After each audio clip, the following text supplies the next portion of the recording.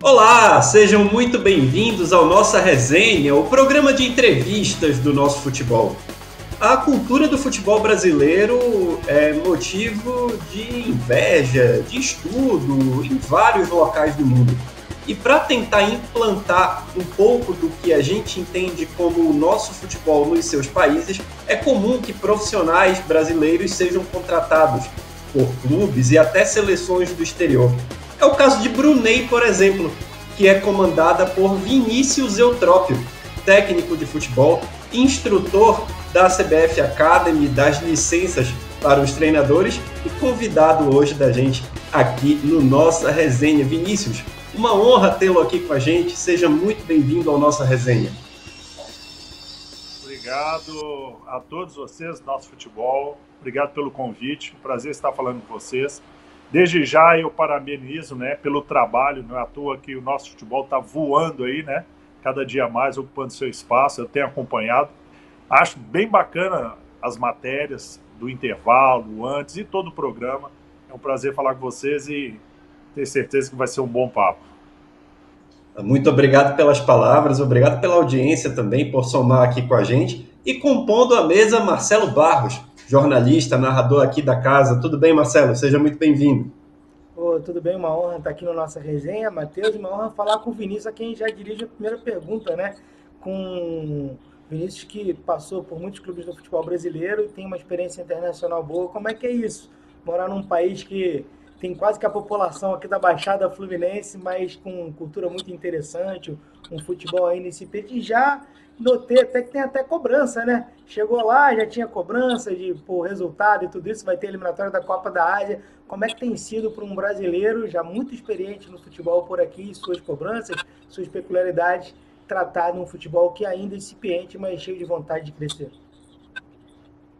É um grande desafio, é como você disse, nós brasileiros somos sempre procurados para estabelecer o que representa o futebol brasileiro para o mundo, Essa reverência, o futebol raiz, de qualidade, de desenvoltura. Vocês estão citando Brunei, mas foi isso também que eu fiz e procurei fazer na Bolívia, procurei fazer em Portugal, procurei fazer agora, penúltimo trabalho no Paraguai. E em Brunei não é diferente, eles adoram o futebol brasileiro, tem uma referência grande da Copa do Mundo de 82 pelo seu ex-presidente da federação, e o convite foi esse, fazer um desafio com que o futebol lá se desenvolvesse com essa qualidade, pouca assim, essa qualidade da seleção brasileira, em todos os seus moldes. Então eu fui contactado, eu achei muito interessante o desafio, é um país economicamente privilegiado, está aí entre os mais ricos do mundo, com a qualidade de vida muito boa, sem problemas financeiros, estruturais. Então a questão realmente é modernizar e evoluir o seu futebol no todo, desde os treinadores, desde a base até as equipes profissionais. E esse desafio ele me seduziu e nós fizemos um contrato inicialmente de 3 meses para que a gente pudesse se conhecer, e realmente chegar a um denominador comum se valeria a pena seguir em frente. E no final do ano eu acabei renovando por mais um ano esse contrato com eles. Então é um desafio muito bom e que a gente representa aí essa vasta gama aí de treinadores brasileiros espalhados pelo mundo. Agora, Vinícius, me tira uma dúvida. Como foi isso? De repente, seu celular tocou, era o pessoal da Federação de Brunei. Olha, Vinícius, temos interesse aqui numa construção de futebol parecida com a do Brasil. Como foi esse contato? Como chegaram no seu nome? Sim, na verdade foi através de um agente que já trabalha naquele mercado há muitos anos, e inclusive ele levou o falecido René Weber, para esse país também. Era o time do DPMM, que é o time do Príncipe.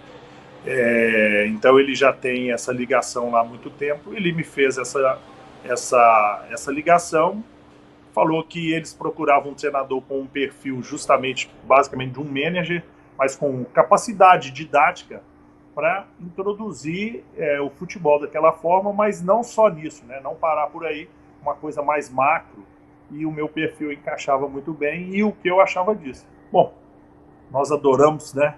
Eu, como todos os brasileiros, também adoramos os desafios, e era um período do ano aqui, em julho, agosto, que dificilmente haveria trocas. Eu estava aguardando o mercado paraguaio, e as trocas que houver no mercado paraguaio eu não me encaixei, então eu aproveitei esse momento realmente para conhecer de perto o processo. Fiz um planejamento, montei, enviei, e assim eu segui nesse desafio. Bom, Matheus, Brunei tem uma das maiores rendas per capita do mundo, né? Na região perde apenas para Singapura. Eu imagino que um técnico da seleção de Brunei tenha que aceitar o convite na hora, né? Porque se imagina que qualquer cidadão de Brunei, imagina o cara que tem que levar o Zico para Brunei, né? O Tele Santana para Brunei. Então eu queria saber dessa experiência agora, independente da grana, e a grana, né? Acho que explica, né? Porque por 10% disso aí eu ia a pé, mas eu queria saber como é que é o desafio mesmo, porque você parte de um princípio que é uma seleção que encantou todo mundo, né? Acho que todo mundo que viveu a seleção de 82 tem isso na memória afetiva, são muitos os craques, muitos jogadores, no caso aí, o dirigente, né? Como é que é isso, você sem o material humano? Porque você conseguia construir aquele time com muitos craques. Você aplica o conceito, você mostra jogos, como é que você faz um cara que não sabe jogar bola aprender a jogar bola, Vinícius? Na verdade, é muito legal esse assunto que você está tocando. Ele é basicamente também um dos meus temas da licença Pro. A licença A, só para abrir um parênteses, a licença A ela é mais tática, técnica, instrutiva, sabe, sobre modelo de jogo. A licença Pro já são para treinadores já experientes que passaram por todas as fases. A gente fala mais de gestão de carreira. E um dos meus temas é justamente a didática, né? E a metodologia sobre o conceito de futebol, como inserir. Porque no Brasil, por exemplo, eu chego ao Confiança há muito tempo atrás, em qualquer clube do Brasil, falar que é difícil. O jogador brasileiro não tem jeito, ele não tem organização, ele não tem nível de concentração, tal. Aí você vai para o Paraguai, o Paraguai é futebol de força, futebol desse jeito, trocamos 3 vezes de treinador, não tem jeito. Eles só são acostumados a jogar dessa forma. Aí você vai para o Brunei, você ouve das pessoas lá a mesma coisa. Olha, o futebol aqui ele tem um nível assim, os jogadores não levam a sério. Então, como você pode produzir e melhorar cada um? Obviamente, fazendo uma análise detalhada e trabalhando muito em cima da metodologia didática. Eu fui atleta, né? E eu fico muito nervoso quando a pessoa fala esse jogador não se evolui. O Brasil é assim, né? Porque eu tive treinadores com conceitos diferentes que eu melhorei muito e tive treinadores que eu me estagnei, né? Então, por exemplo, o Confiança. Quando eu assumi o Confiança, eu falei para o presidente assim, faltavam 8 jogos. Isso, volto a dizer, é um tema que foi abordado agora, metodologia didática, 3 estudos de caso, meus 3 últimos estudos de caso, que eu passei, né? Eu falo dos meus, e que foram resolvidos. Confiança. 2 vitórias no campeonato todo, faltavam 8 jogos, tinha que ganhar simplesmente 4 jogos, sendo os 4 próximos jogos eram dos primeiros lugares da Série C. Eu desci do avião, falei para o presidente, tudo bem, relaxa, seu time não vai cair, eu não quero contratar nenhum jogador e eu não conheço o time ainda. Simples assim. E aí nós conseguimos 4 vitórias, 1 empate. E o time jogou bem. Didática, metodologia. Você tem jogadores brasileiros. Jogador brasileiro é como um jogador de basquete norte-americano, né? Aí existe uma série de coisas que você consegue colocar e aumentar o nível dele. Eu fui para o Paraguai, 3 treinadores paraguaios, derrota, 2 meses de derrotas consecutivas. Último colocado, abaixo de 8 pontos. Impossível, chance de manutenção 0,001, né? Então, 8 meses sem ganhar. O treinador Paraguai é difícil, só que é ligação direta, os treinadores, os jogadores não vão aceitar outro tipo de jogo. Passados-se 8 jogos, quase 70% percentual de aproveitamento, com futebol apoiado, mesclando o que eles têm. Brunei é a mesma coisa, né? Pouquíssimos treinos. E aí eu fui analisando, fiz uma visita a todos os clubes durante 3 dias, conversei com todos os treinadores e assisti também 16 dias seguidos do treinador o antigo treinador da seleção. Né? Então, só para você ter uma ideia, não é uma crítica a ele, ele chegou para mim e falou, são métodos diferentes. Coach, muito difícil, muito difícil. O jogador de Brunei não entende. Aí eu fui, sentei e analisei a primeira sessão de treinamento dele. A primeira sessão de treinamento dele, ele dava 7 tipos diferentes de treinamento. Nem eu lembrava qual era o primeiro exercício. Então, se você não tiver uma coisa muito definida, bem consistente, que facilite o entendimento do jogador, realmente, não vai ser no Brasil, no Paraguai, não vai ser em Brunei que eles vão conseguir compreender. Então, essa facilidade que a gente tem de adaptar, analisar e adaptar o processo, é que eu acho que tem dado a resposta. Né? E não foi diferente. Fizemos um jogo, obviamente, contra a seleção da Rússia, absurdamente diferente, né? Um poderio imenso. Eu só dei 2 treinos para todo o meu elenco. 2. E nós tivemos, para vocês verem, contra a seleção de Timor-Leste, tivemos 27% de posse de bola contra uma equipe fraca, não era eu o treinador. Contra a Rússia já foi 37%. E contra, pasmem, contra o time do Krasnodar B, que é o líder do campeonato russo, mas não era o time principal, nós tivemos 50% de posse de bola. Uma coisa que jamais aconteceu na história deles. Nós tivemos mais de 10 vezes uma sequência de 20 toques na bola. Né? Então, eu acredito sempre nisso. Por esses rios que me movem. Né? Você trabalhar em cima de método de didática, obviamente respeitando o nível, sabendo da cultura e até que ponto eles podem chegar. Mas eu digo que o jogador, como vocês, repórter, com todos os outros, nós precisamos ser estimulados, e estimulados da forma correta, para que a gente consiga os resultados. Agora, Vinícius, a gente sabe que o jogador mais rico do mundo é de Brunei, né? E ele é, inclusive, filho do príncipe Jeffrey, é o Faik Boukia. A fortuna do cara é estimada em 20 bilhões de dólares. Isso daria mais ou menos 114 bilhões de reais. Ele joga no futebol da Tailândia, no Ratchaburi. Você já recebeu pressão alguma vez para convocá-lo? Pressão real, não, literalmente, muito... né? Já que ele é membro da família real. Ali seria uma pressão real, né? Não, seria muito pelo contrário. Ele não é convocado para a seleção. Ele foi convocado há tempos atrás. E não era convocado. Agora, nessa pré-eliminatória da Copa da Ásia, nós tínhamos que fazer uma lista. E nós fizemos a lista de 60. E eu coloquei o Boukia porque ele está voltando de uma lesão no cruzado, se não me engano. E aí eu fui questionado, mas você vai convocar ele? Né? Porque ele já é um pouco mais estrela, e é o contrário, eles não convocavam e ele também não queria meio que fazer muita questão. Eu falei, não, eu vou convocar, óbvio, eu quero. E aí um dos diretores fala, mas ele é um pouco difícil de lidar. Eu falei, aí o meu auxiliar falou, rapaz, você não conhece o Vinícius. Thiago Silva, Fred, já trabalhou com tantos outros, Carlos Alberto. Ele falou, não, ok, já entendi. Então, na verdade, é uma convocação meio surpresa, talvez, para ele, por isso. E um outro convocado, aproveitando o assunto, é o filho do príncipe de 17 anos, que joga no time B do DPMM, que é muito bom jogador. Como eu estou abrindo muito o leque, eu cheguei a convocar agora jogadores de 15 anos também. Interessante, né? Né? Você... eu troco. Marcelo, capitão. Nos 2, tranquilão. Botar 2 capitães, um em cada seleção aí. É simples assim, né? Mas aí é mais comigo mesmo. Agora, o Vinícius, cara, por incrível que pareça, eu assisti a Copa do Sudeste Asiático agora, para a qual o Brunei não se classificou ainda fora da sua gestão, né? Acabou não se classificando, eu vi... Os 2 jogos finais eram a ida e volta.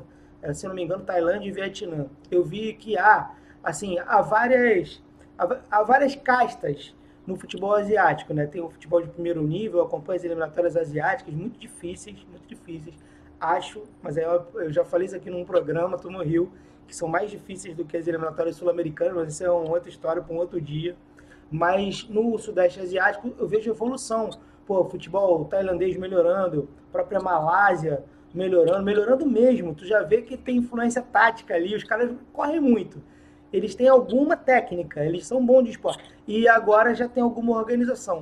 O Brunei vai pegar agora um grupo difícil nas eliminatórias, se eu não me engano tem a Síria, que o time joga muito bem, tá sempre jogando muito bem, o Iêmen, que fez boa Copa agora asiática, do Sudeste Asiático. Como é que você pretende, porque você sai do boxe, né, para encarar essa galera que já está um pouco na frente. Como é que você pretende igualar? É com intercâmbio, é com intercâmbio internacional, é trazendo referências às melhores práticas do mundo? Como é que você pretende igualar? Porque você tem um tempo muito curto para tracionar aí, né? Sim, sim, é verdade. A resposta vai ser longa porque, né, abrange aí um detalhamento. Pela primeira vez, eu fiz uma convocação e trabalhei uma semana antes com só jogadores que não tinham sido convocados ainda, jogadores da liga local. E na segunda semana eu uni os jogadores, né? Então eu tinha duas coisas para fazer agora nessa segunda etapa, digamos assim, nesse planejamento. Um é achar a solução para que você falou, e o segundo também estabelecer um estilo, um modelo bem definido para eles, coisa que eles não têm. Então vamos lá, o estilo. Eu dei um exemplo, talvez, acho que o Matheus não era nascido de forma alguma, mas eu dei um exemplo da seleção japonesa de vôlei feminino, que era uma seleção baixa. Então eles bloqueavam um pouco. Como eles bloqueavam um pouco, o que elas desenvolveram muito bem? A defesa. Defendiam muito. Eu lembro de jogos contra a seleção brasileira de vôlei feminino, a bola não cai, a bola não cai. E quando eles tinham a fase ofensiva, digamos assim, com a posse de bola, eles faziam rápido enfrentar um bloqueio triplo, né? Então agora a gente transferindo isso para o futebol que eu vi de Brunei, dos jogos locais e da seleção, né? No corpo a corpo, no homem a homem, eles vão perder, basicamente sempre. Então, a fase defensiva nossa, ela tem que ser muito marcação por zona, estreita, porque eles têm uma capacidade de deslocamento e movimentação muito grande. E tem, sim, um conceito definido. Eles são muito também próximos aos japoneses, apesar de ser uma cultura islâmica, né, de respeitar as regras, prestar atenção, serem muito obedientes. Então, esse eliminaria a questão do choque do mano a mano, seria uma defesa basicamente muito compacta, seja marcação alta ou baixa, mas muito zonal. E a questão da bola de cruzamento defensivo é treinar e, obviamente, dar instruções de encaixes de área para que a gente elimine. Mas treinar. A defesa japonesa não deixava a bola cair porque eles se matavam de treinar, né? E na fase ofensiva de posse de bola, como eles têm um centro de gravidade baixos, são menores e tem bons deslocamentos e tem boa qualidade, né?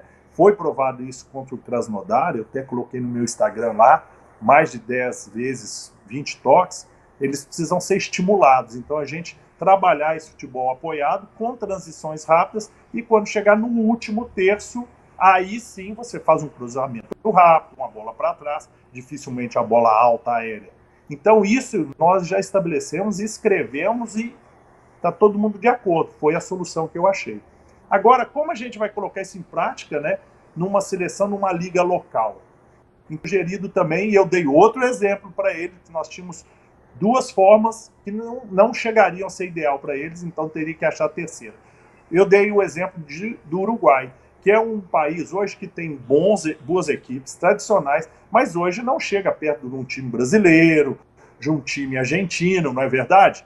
Eles dificilmente vão chegar. Os times brasileiros hoje estão muito na frente dos argentinos, mas eles têm 30, 40 jogadores muito bons. Então a seleção uruguaia é muito forte, que não é o nosso caso.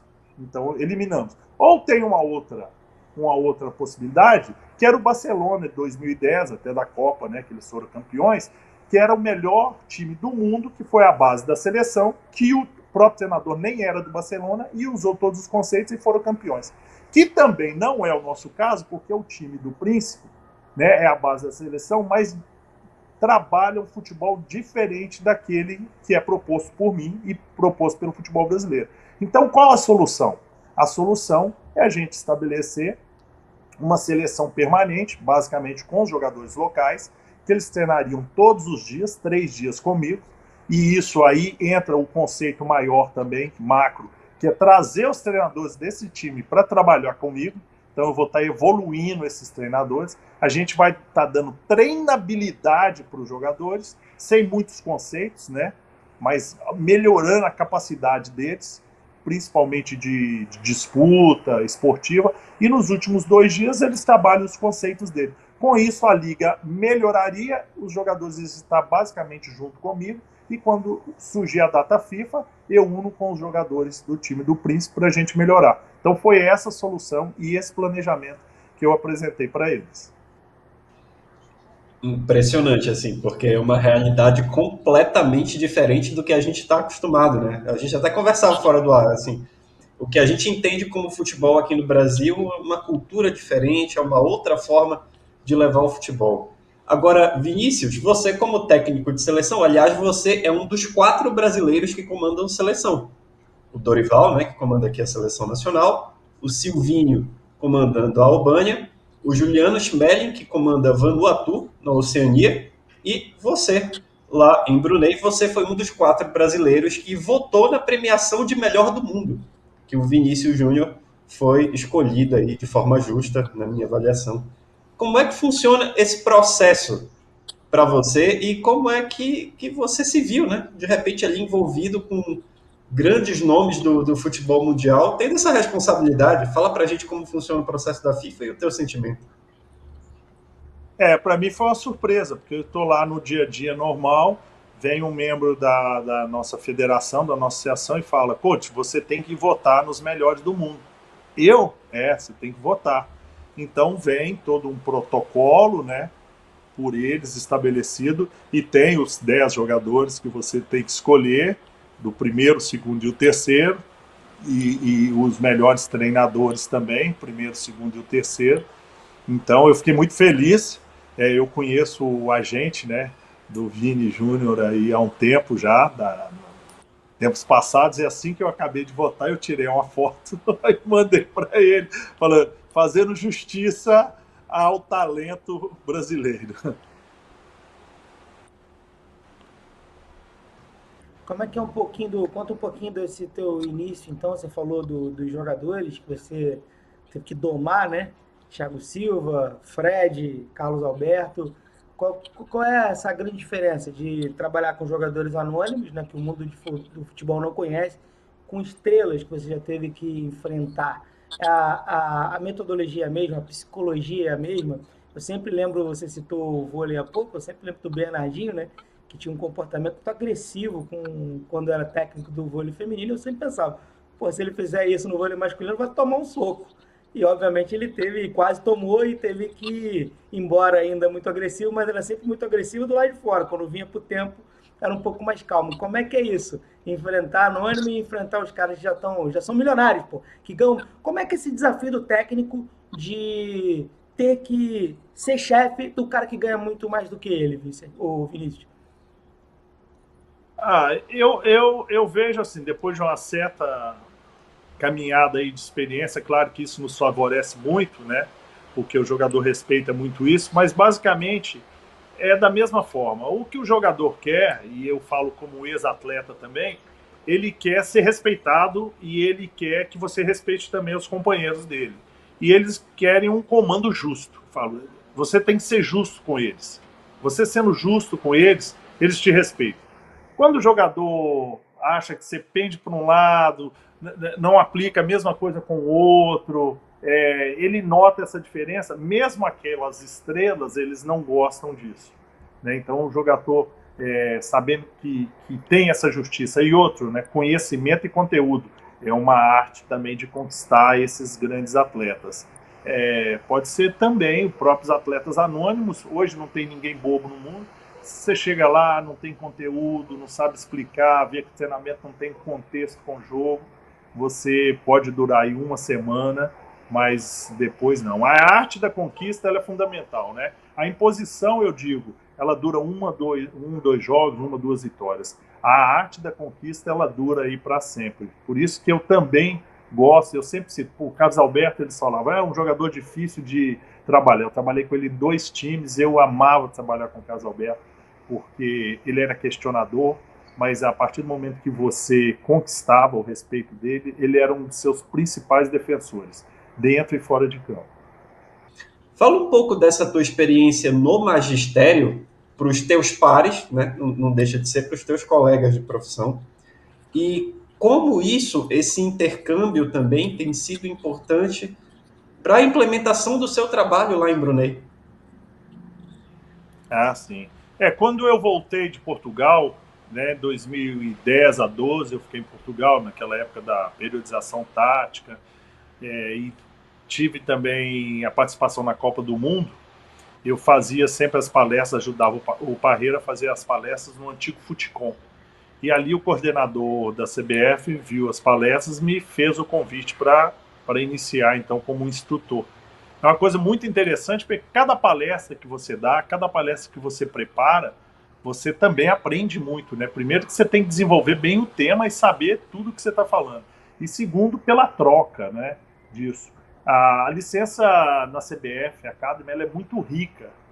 Eu vejo, às vezes, ela muito questionada, mas eu vou fazer assim, um paralelo junto à UEFA.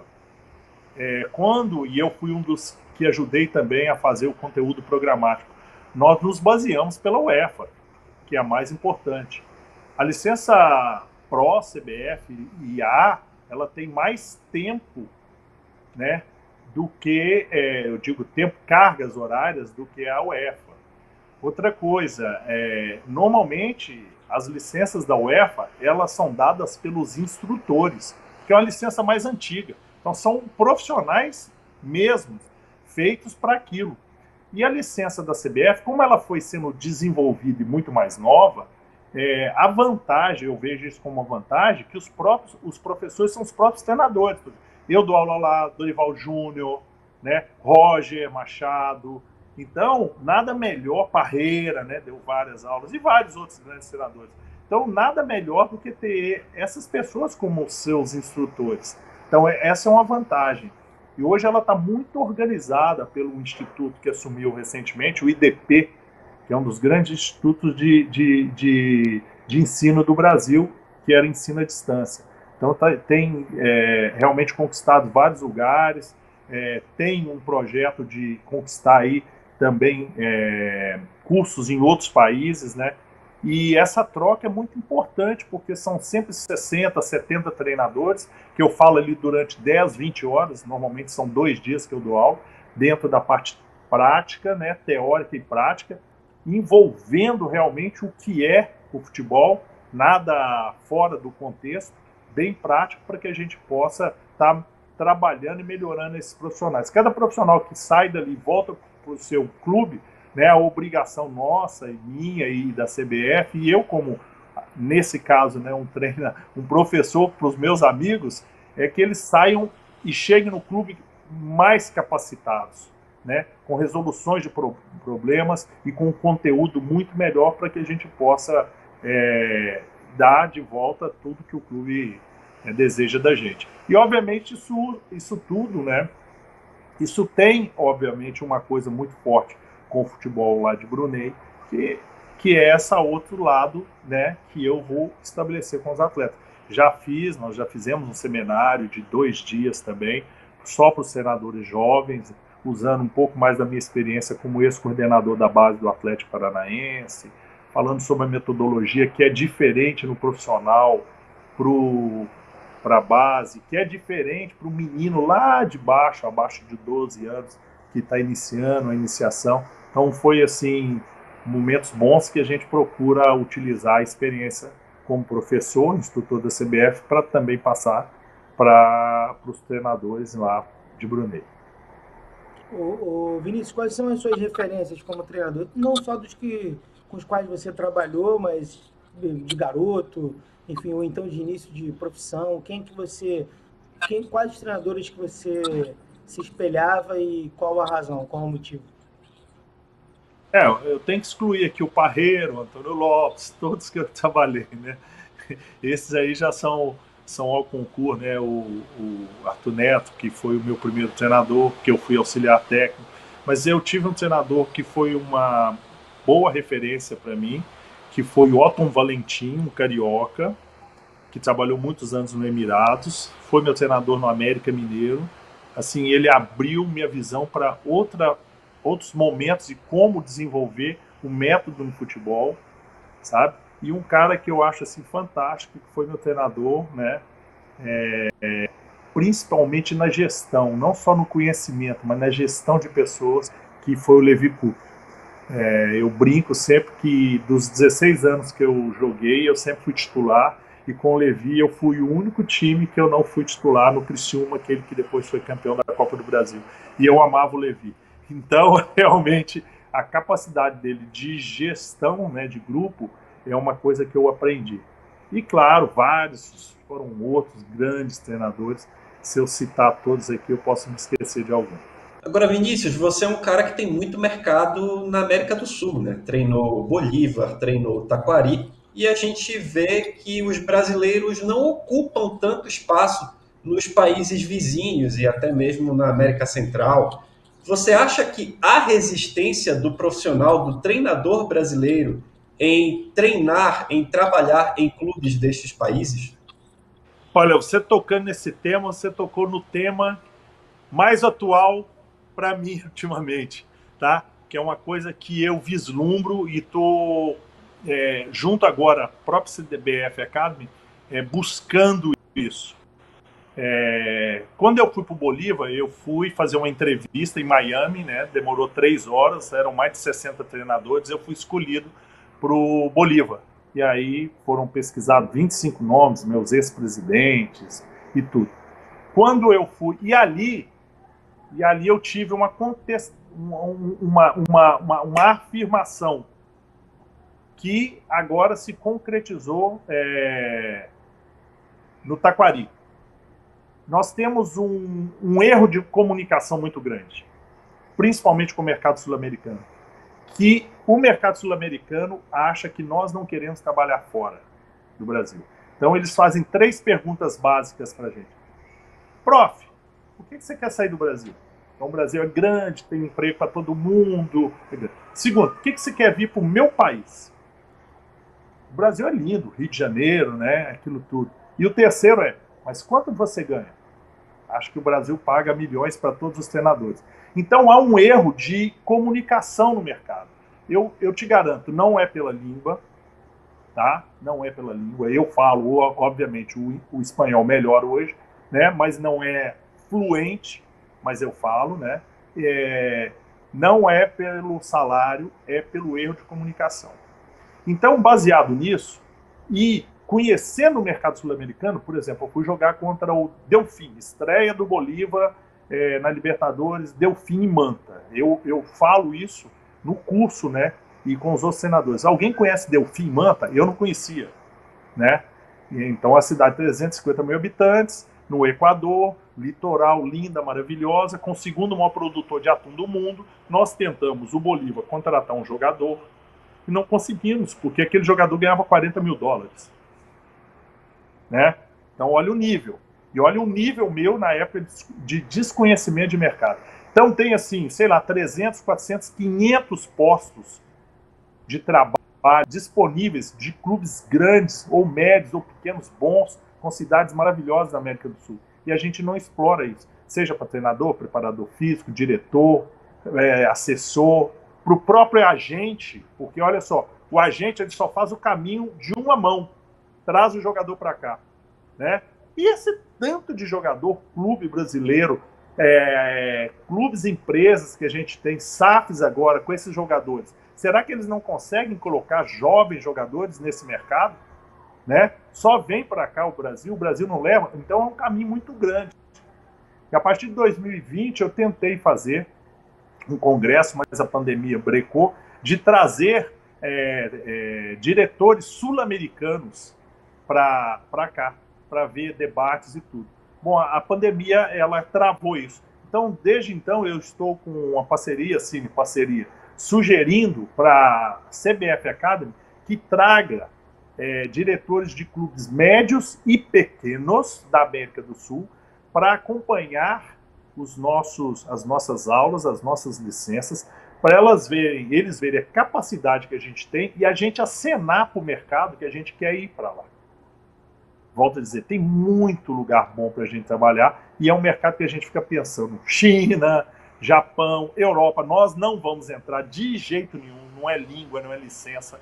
Isso chama-se reserva de mercado, esquece. Eu tive lá 2 anos, esquece. É um tempo perdido, a gente não vai, né? Então tem outros mercados longe e a gente está aqui, ó, nos nossos vizinhos, né?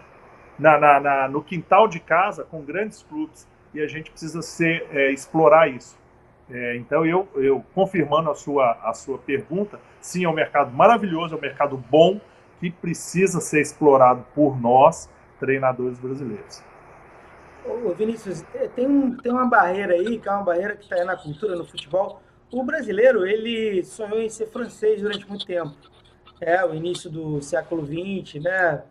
É verdade, a cidade do Rio de Janeiro é reformada toda por um prefeito para parecer Paris. Bom, depois o brasileiro sonha com a Europa em geral e depois sonha em ser estadunidense. O Brasil renega a América Latina, ele renega a sua condição de latino-americano. Isso é certo. Você vai qualquer competição internacional, o brasileiro sempre é muito amado e o brasileiro joga a culpa neles. Joga a culpa no argentino, no Uruguai, quando é o Brasil que renega a música da América Latina, que renega o futebol da América Latina, que renega a comida da América Latina, culinária latino-americana. Pô, isso é facilmente explicável. Então é um movimento muito bom. Todos os brasileiros que tentaram esse movimento contrário, o maior deles, Roberto Carlos, é um rei. Então a Xuxa, por exemplo, então ficaram milionários Então acho que é um movimento muito saudável. Mas Nelson Ned. Nelson Ned e tudo mais, né? Mas eu acho que é culturalmente intransponível. A gente não se sente latino-americano, a gente quer ser uma outra coisa que não. Tem vergonha de ser latino-americano. Isso é uma coisa. A segunda coisa é o seguinte: você falou da reserva de mercado. Eu acho que o Brasil pratica uma reserva de mercado na primeira divisão com muitos treinadores. Eu queria que você falasse um pouco sobre isso. A gente tem um rodízio de treinadores e por menos performance que esses treinadores tenham há muito tempo, os clubes meio que sempre se servem dos mesmos nomes. Um mesmo treinador, até aquele com 5 times numa mesma temporada, e isso não é coincidência. É por que isso? É burrice? É falta de imaginação dos dirigentes? É um mercado dominado por empresários, os empresários colocam os treinadores, e se não colocarem os treinadores, os jogadores não entram também? Por que treinadores ótimos, bem formados, licença Pro, licença diamante, da galáxia, da Via Láctea, não conseguem acessar clubes grandes? Qual é o fator que dificulta isso? Eu acho que é um pouco de tudo que você falou, né? Cada caso é um caso, mas basicamente eles estabelecem níveis de treinadores e acham que a imprensa, que a torcida, os próprios jogadores não vão respeitar ou não vão, né? Ou o próprio treinador não vai ser o escudo. A gente usa muito o treinador para ser o escudo, né, daquele processo. Ou está iniciando, ou está no final, para que eles possam sentar na arquibancada, na área VIP, com mais tranquilidade. A partir do momento que o Brasil, como eu fui para o Bolívar dessa forma, chegue e faça uma entrevista pessoal com todos os conceitos de jogo, analisem tudo e tenha uma cúpula que realmente direcione sem saber o nome, né, e olhando a capacidade, você pode conseguir vencer essa barreira. Eu acho difícil, acho que vai ser só com a introdução da SAF. A SAF vai trazer, nós temos bons executivos aqui, mas os executivos brasileiros são bons, mas eles ainda não têm a caneta, né? A verdade é essa. Mas a partir de algum tempo, com a introdução dessa SAF, eu acredito que isso vai ser melhorado, porque a forma de contratação vai ser diferente. Salvo alguns momentos que você já conhece um treinador que já passou por aquele lugar, né? Um treinador que realmente dispensa comentários, que ele vai valer a pena a contratação momentânea, você vai trazer. Mas, do contrário, esse processo ainda vai ser longo justamente por isso. Ninguém quer se arriscar. A gente vê mesmo essa movimentação no mercado agora, né? Existem treinadores que lutaram para não ser rebaixados e, basicamente, se não saísse dos seus times, os times seriam rebaixados. E eles foram contratados por outros grandes clubes. Então, é um rodízio que realmente é difícil você quebrar, mas só vai quebrar a partir do momento que se profissionalizar mais. Uma das grandes chances que eu tive na minha carreira, que alavancou a minha carreira aqui no Brasil, foi uma oportunidade que eu recebi no Figueirense, que era ainda a Série B, né? e eu tinha saído, por exemplo, o Adilson Batista, que tinha muito nome, a tendência não era trazer o meu nome, porque eu tinha voltado de Portugal, ninguém conhecia direito, mas uma pessoa lá, eu vou citar o nome, Marco Moura Teixeira, conhecia meu trabalho, e ele falou: Vinícius, só faz o que você tem que fazer, o resto deixa comigo. Só o seu conteúdo e sua gestão. E ali nós fomos para a primeira divisão e o Figueirense ficou muitos anos. Mas é muito difícil vencer e ter pessoas que acreditam e que banquem isso. Vinícius, fala um pouco para a gente do seguinte sentido, no seguinte ponto. Você foi chamado para Brunei para tentar colocar um futebol que fosse próximo ao da seleção de 82. Então, fora do país, ainda há muito essa ideia do futebol irreverente, né, do futebol arte, do brasileiro driblador, muito técnico. Mas as discussões dentro da CBF Academy, vocês conseguem chegar a uma identidade do futebol brasileiro? Vocês veem isso de forma uniforme, assim, uniformemente, né? Isso é bem legal a sua pergunta. Realmente o futebol brasileiro ele transcende. A ideia é exatamente essa: irreverência, alegria, né? Até porque ainda desenvolvemos jogadores com essa qualidade e com essa característica, né?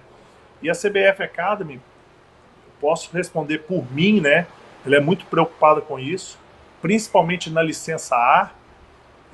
O que eu tenho encontrado hoje? Jovens auxiliares técnicos da casa, jovens treinadores do sub-15 ao sub-20, né?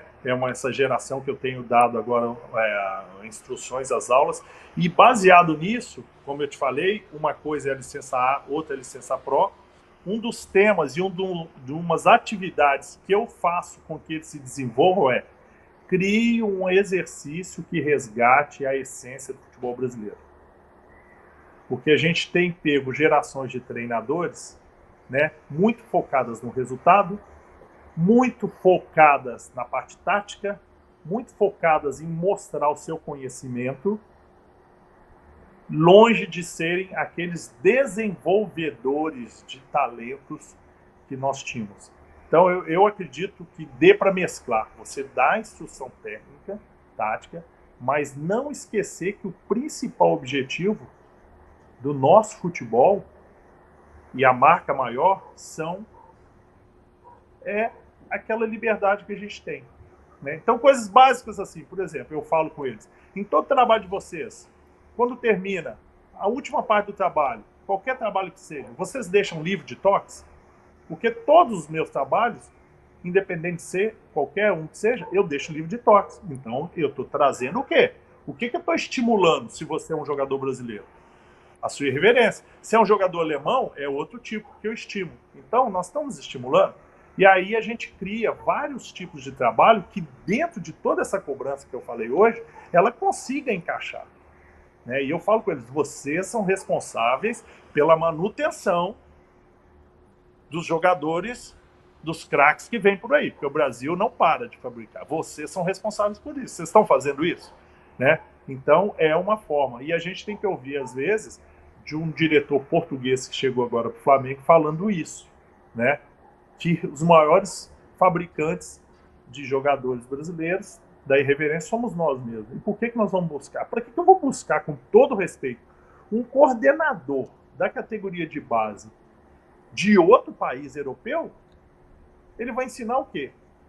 Processos da Europa, né? Então é uma incoerência, para mim, total.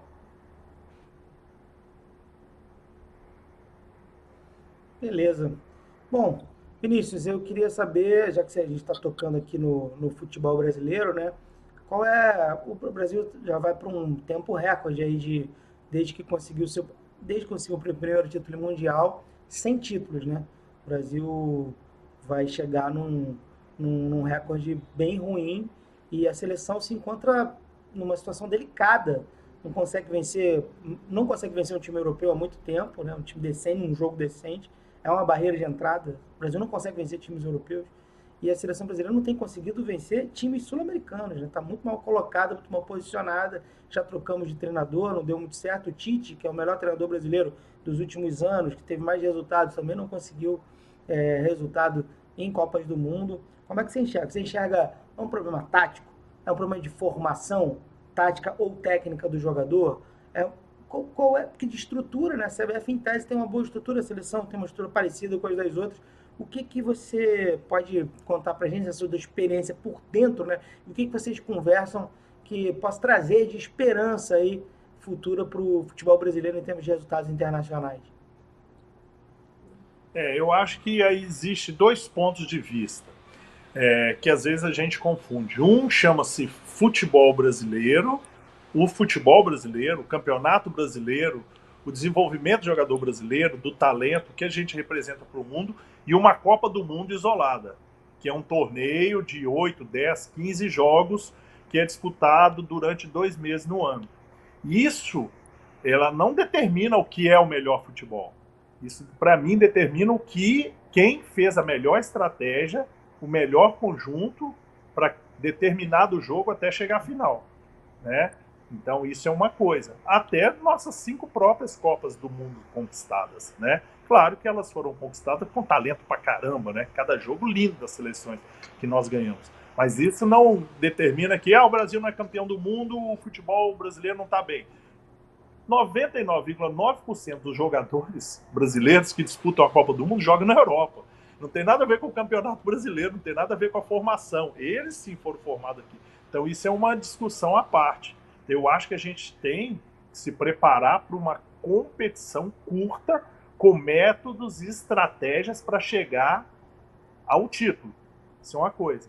Agora, falando de competição, da Sul-Americana, todas as outras seleções, né, das eliminatórias, as seleções evoluíram muito. A maioria dos jogadores das seleções menores sul-americanas jogam no Brasil, jogam na Argentina, né, jogam no Paraguai, jogam em competições agora fortes. Então, já, basicamente, essa globalização, como falamos, ela né, limitou ali, nivelou os jogadores. O que eu acho que a gente tem que fazer, e realmente é o que eu sempre defendo, ter os melhores jogadores do mundo. Né? Qual forma que em 3 dias, 4 dias, eu posso fazer para que esses caras, e qual o meu melhor modelo de jogo, desenvolva um jogo simples, com um modelo de jogo simples, que faça todos esses 11 craques, que nós temos muito bons jogadores, em conjunto, jogarem bem.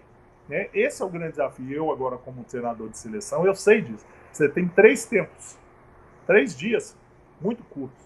Então, eu pego os melhores, né? E o que eu posso fazer para desenvolver isso? Não só o treinamento, mas talvez até o modelo de jogo, né? Ser diferente. Não estou nem questionando o Dorival, não. Longe disso, Dorival, mas todos os outros treinadores que têm esse tempo curto. Se nós temos os melhores jogadores, que forma eu posso fazer para explorar isso? Eu acho que esse é o nosso grande desafio.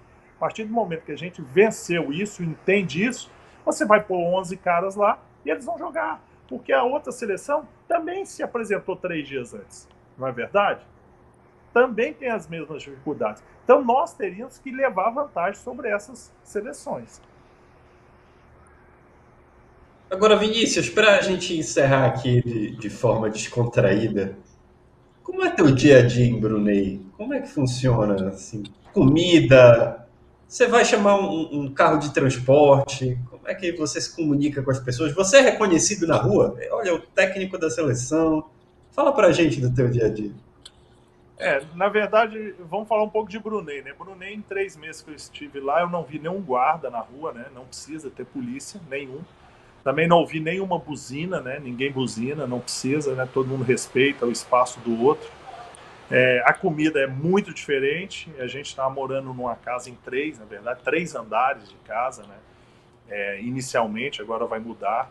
Eu era o cozinheiro da casa, então é um dia de trabalho normal, que você chega na associação, tenta montar e seguir os planejamentos. Eu assisto muito treino dos outros times, né, para não ficar até lá ocioso e desenvolver isso. Então, meu dia a dia, basicamente, parte da manhã lá na associação, né, na federação, e a gente almoça próximo, depois eu volto, visito os clubes, dou andamento ao processo, Isso fora da data FIFA, volto para casa tranquilamente, não tem trânsito nenhum, cozinho e vou correr, vou fazer minhas atividades físicas, procurar estudar também o inglês, né? E saber também o que tem de novidade no próprio país e países próximos, para que a vida fique realmente mais agradável também e se adapte a eles. Estudar muito da cultura deles, porque nós temos que nos adaptarmos à cultura deles, porque eu acho que é o primeiro processo de sucesso. Marcelo, rapidinho, só para fechar mesmo, qual é a especialidade do professor na cozinha? Aí é difícil, hein? Pergunta difícil. É um arroz à grega, com muito legume, e um bom macarrão com bastante atum. Pô, aí Nada sim. mais que isso. Justo, excelente. Vinícius Eutrópio, técnico da seleção de Brunei, instrutor das licenças da CBF Academy, convidado de hoje no nossa resenha. Vinícius, muito obrigado pelo teu tempo, pela tua disponibilidade em conversar aqui com a gente. Sucesso nas suas caminhadas, tanto à frente da seleção de Brunei, quanto na CBF Academy. Muito obrigado pela tua presença aqui com a gente. Obrigado, Matheus. Obrigado, Marcelo. Um prazer, né, falar com você. Eu agradecido pelo convite. Mais uma vez, parabéns pelo todo o sucesso que vocês vêm fazendo. Não é à toa, né? Competência de sobra e tá bem bacana todos os processos aí. Valeu, um abraço. Valeu, Vinícius. Marcelo Barros, uma honra, meu amigo. Valeu, Matheus. Valeu, Vinícius. Um grande abraço a todos. E a gente também agradece a você que acompanhou o nossa resenha com o Vinícius Eutrópio, e eu te convido para ficar ligado aqui na programação do Nosso Futebol, o canal da maior paixão nacional. Até mais.